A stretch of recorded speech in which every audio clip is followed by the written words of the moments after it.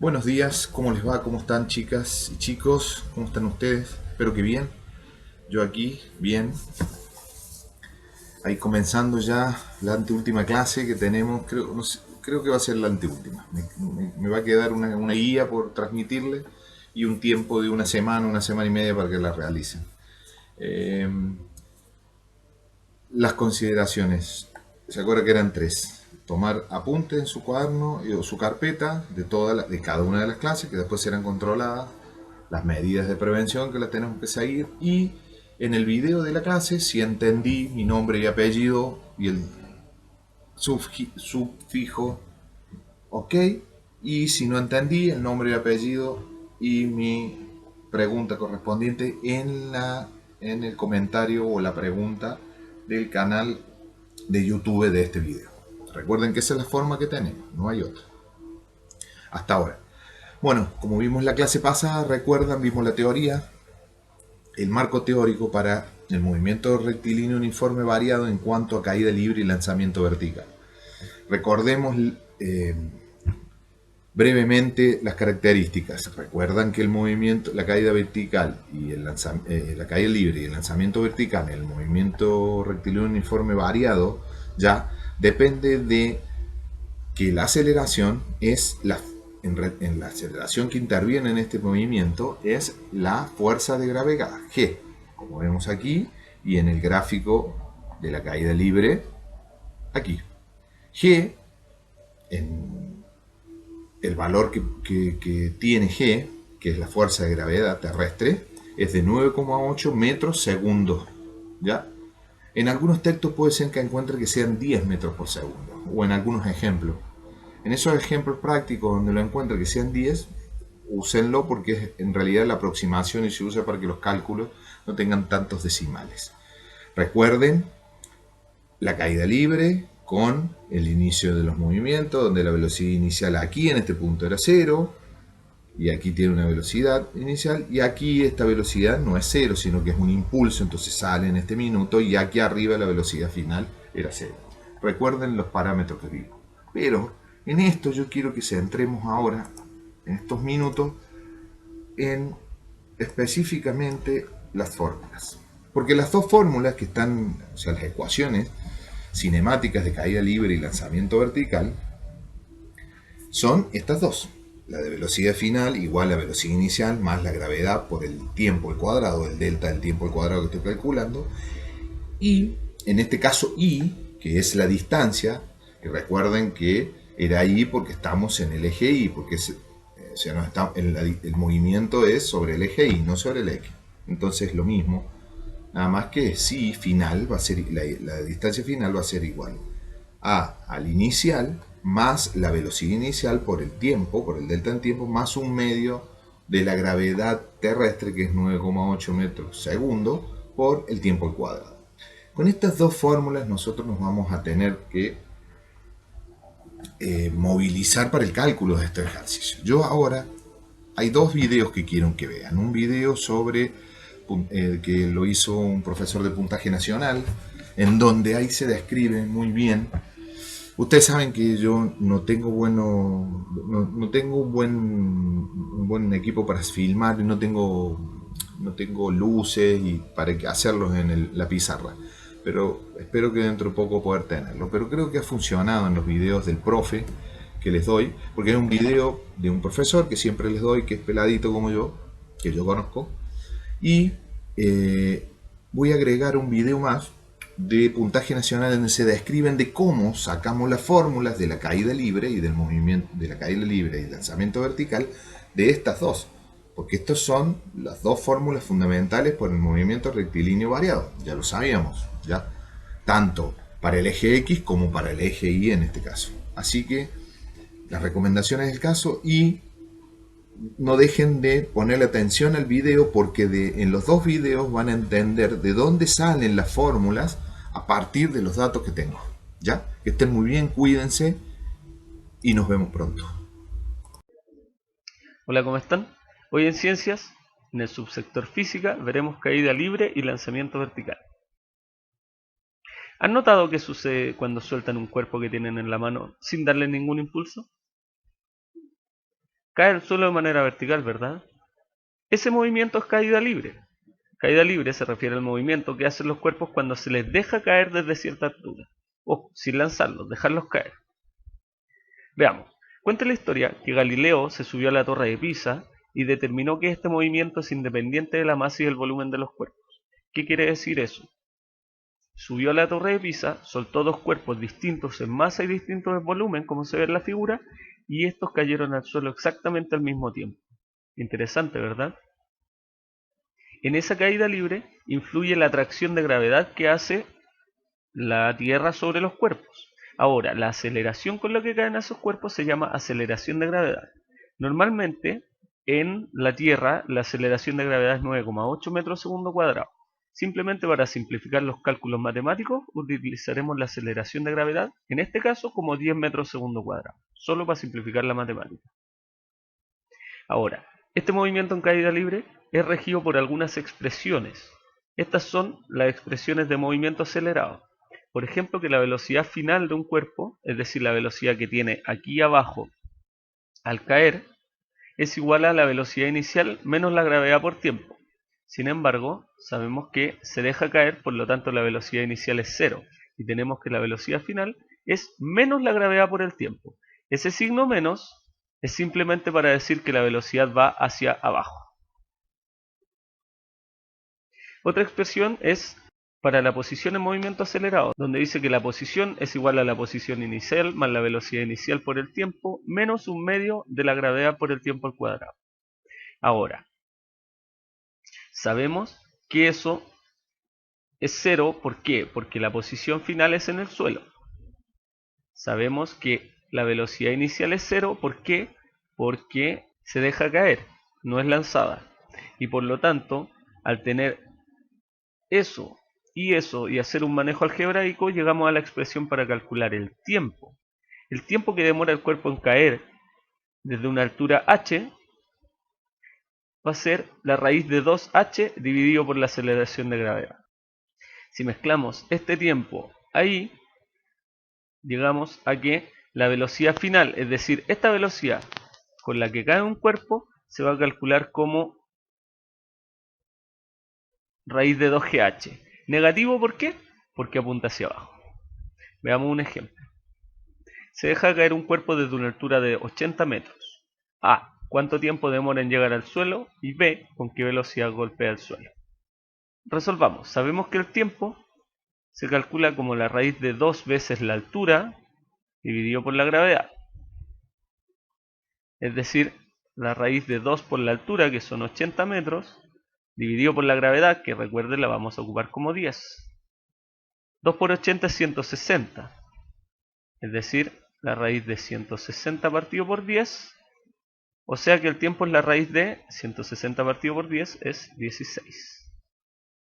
Por lo tanto, el tiempo que se demora es la raíz de 16 es 4, ¿verdad? Es decir, este cuerpo cae durante 4 segundos. Ahora, ¿con qué velocidad golpea el suelo?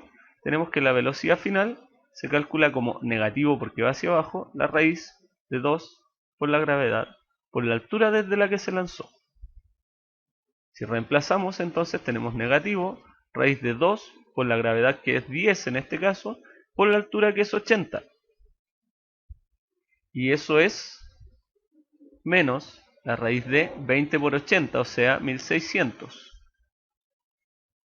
Y la raíz de 1600 es 40, o sea, menos 40 metros al segundo.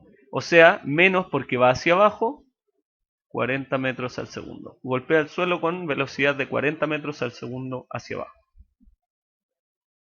Veamos ahora el lanzamiento vertical. El lanzamiento vertical es prácticamente lo mismo en el otro sentido, o sea, hacia arriba. El lanzamiento vertical se refiere al movimiento que realizan los cuerpos al ser lanzados verticalmente hacia arriba con una velocidad inicial. La rigen algunas expresiones. Por ejemplo, la expresión para la altura máxima, o sea, para este punto. La distancia que hay entre este punto y este punto se calcula como velocidad inicial al cuadrado dividido por 2 veces la gravedad. Y el tiempo de subida va a ser la raíz de 2 veces la altura máxima alcanzada dividido por la gravedad. Veamos un ejemplo. Determine la altura que alcanza y el tiempo que demora en subir un cuerpo que es lanzado verticalmente hacia arriba con velocidad inicial 10 metros al segundo. Esa es la velocidad inicial. 10 metros al segundo. Sabemos que la altura máxima es la velocidad inicial al cuadrado dividido por 2 veces la gravedad. Eso es 10 al cuadrado dividido por 2 por la gravedad, que en este caso ocupamos como 10. Eso es 100 dividido por 20 y eso es 5. Por lo tanto, este cuerpo alcanzó una altura máxima de 5 metros.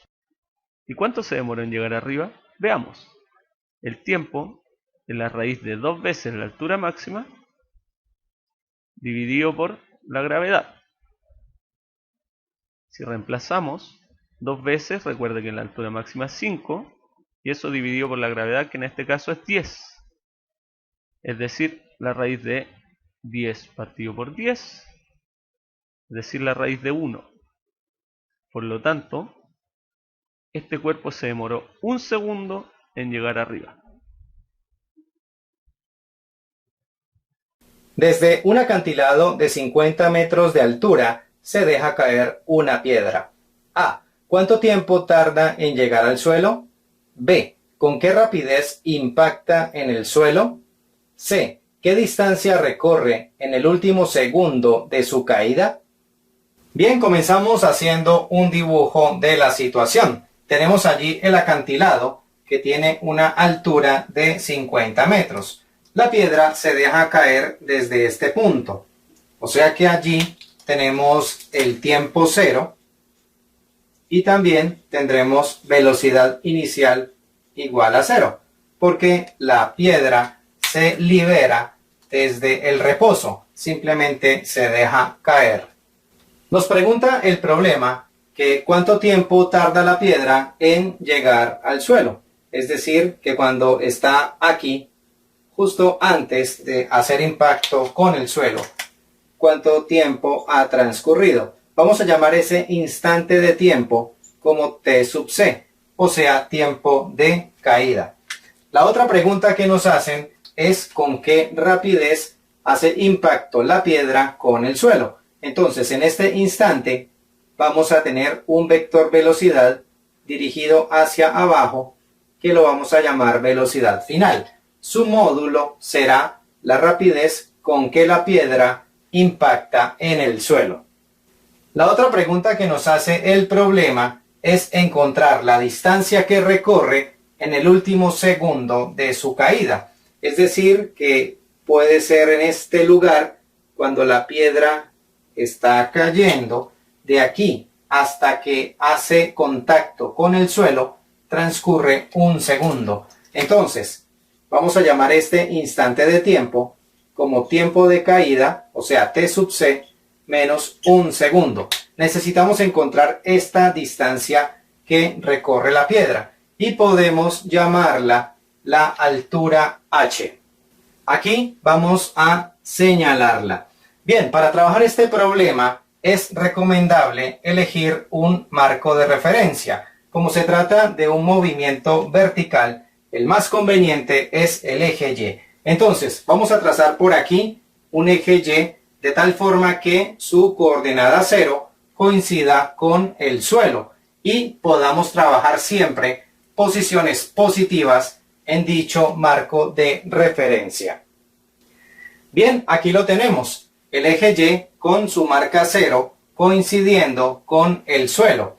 Ese eje Y nos va a determinar las posiciones de este movimiento vertical expresadas en metros. Como sabemos que la altura del acantilado es 50 metros, entonces aquí tenemos la marca 50.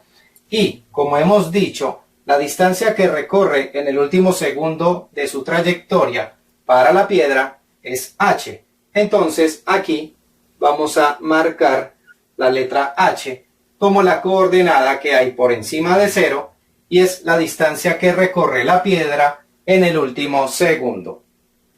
Con el marco de referencia ya establecido y con los datos del problema acá en el dibujo, ya podemos proceder a encontrar lo que son las ecuaciones cinemáticas para este movimiento vertical, que se trata del fenómeno de caída libre. Comenzamos entonces con la ecuación de posición, que será y igual a menos un medio de la gravedad por el tiempo al cuadrado, más la velocidad inicial en y por el tiempo, más la posición inicial en y, que se llama y sub 0. Este es el modelo para la posición en y o la posición vertical de esta piedra en su movimiento de caída libre. Vamos a reemplazar aquí los datos que conocemos. Tendremos y igual a menos un medio por la gravedad, que vamos a tomar como 9.8 metros por segundo cuadrado, esto por el tiempo al cuadrado, más la velocidad inicial en y, o sea, la velocidad en el instante cero, que es 0, porque recordemos que la piedra parte del reposo, 0 por t, y esto más y sub 0, o sea, la posición inicial de la piedra en el instante 0, que como observamos es 50.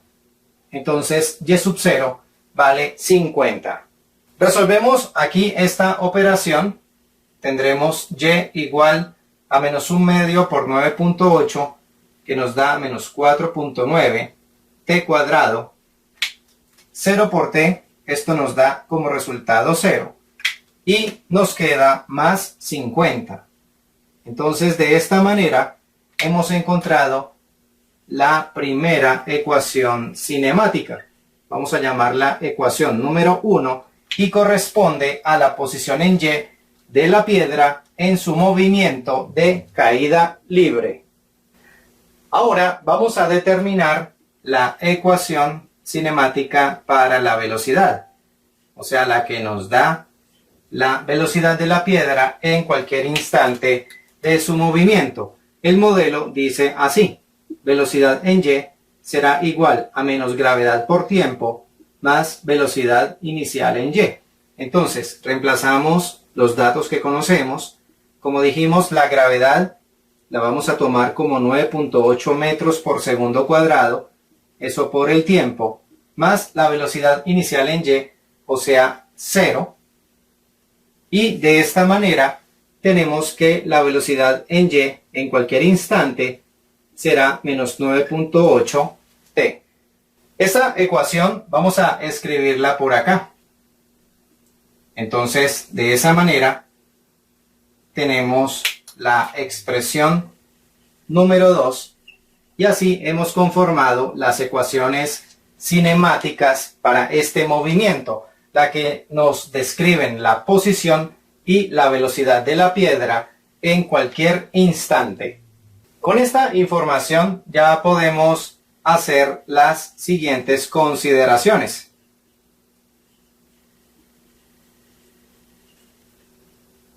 Decimos entonces que cuando el tiempo es igual al tiempo de caída, o sea, en este instante, tenemos que la posición en y de la piedra es 0. Claro, porque es el momento en que la piedra hace contacto con el suelo. Como tenemos información de las letras y y t, entonces utilizamos la expresión número 1. Vamos entonces a reemplazar allí los datos. Y vale 0. Esto es igual a menos 4.9 por el tiempo, que es tiempo de caída, y eso al cuadrado, más 50.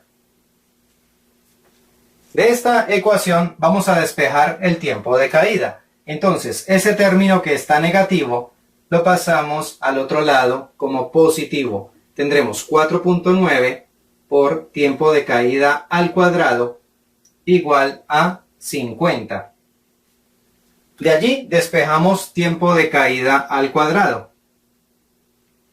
Entonces 4.9 que está multiplicando pasa al otro lado a dividir. Nos queda 50 sobre 4.9. Resolviendo esta operación en calculadora, tenemos que tiempo de caída al cuadrado es igual a 10.20. Y para despejar el tiempo de caída, entonces tomamos la raíz cuadrada positiva de 10.20.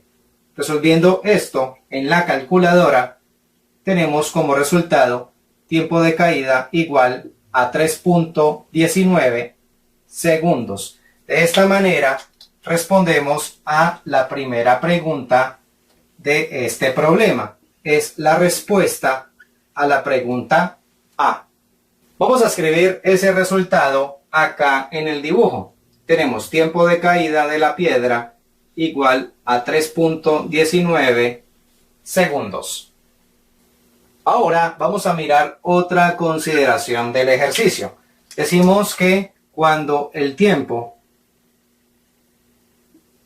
es igual al tiempo de caída, que ya lo conocemos, 3.19 segundos, entonces en ese instante la velocidad en y de la piedra será su velocidad final. Entonces, como tenemos información de v sub y y tiempo, utilizamos la ecuación cinemática número 2. Reemplazamos entonces aquí los datos. Velocidad en y es velocidad final, igual a menos 9.8 por t, que es el tiempo de caída, o sea 3.19 segundos. Resolviendo esta operación, tenemos como resultado menos 31.26 y las unidades son metros por segundo, por tratarse de una velocidad. El signo negativo de este resultado nos confirma el hecho de que se trata de un vector dirigido hacia abajo, o sea, el vector velocidad final de la piedra. Y su módulo, que es lo que nos está preguntando el ejercicio, es 31.26 metros por segundo. Será entonces la rapidez con que la piedra impacta en el suelo. Para responder a la pregunta C, es decir, qué distancia recorre la piedra en el último segundo de su caída, entonces ya podemos establecer cuál es el valor de este instante de tiempo. Dijimos que es el tiempo de caída menos un segundo, o sea, 3.19 menos 1. Esto nos da como resultado 2.19 segundos. Entonces, con esta información, vamos a la siguiente consideración. Decimos cuando el tiempo es igual a 2.19 segundos, tenemos que la posición de la piedra es y igual a h, o sea, la altura que tiene sobre el suelo en ese momento. Como tenemos información de las variables y y t, entonces utilizamos la ecuación número 1. Tenemos y, que es h,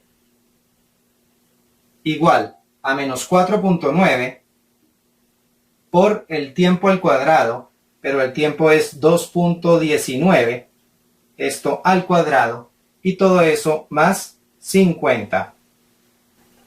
Resolviendo esta operación en calculadora, es decir, menos 4.9 por 2.19 al cuadrado, tenemos como resultado menos 23.50, y esto sumado con 50. Finalmente, hacemos esta operación y encontramos el valor de h, que es 26.50 metros. Así encontramos la respuesta a la pregunta C del problema. Es la distancia que recorre la piedra en el último segundo de su trayectoria. Bien, de esta manera hemos terminado. Tenemos el tiempo de caída de la piedra, su rapidez cuando hace impacto con el suelo y la distancia que recorre en el último segundo de su caída.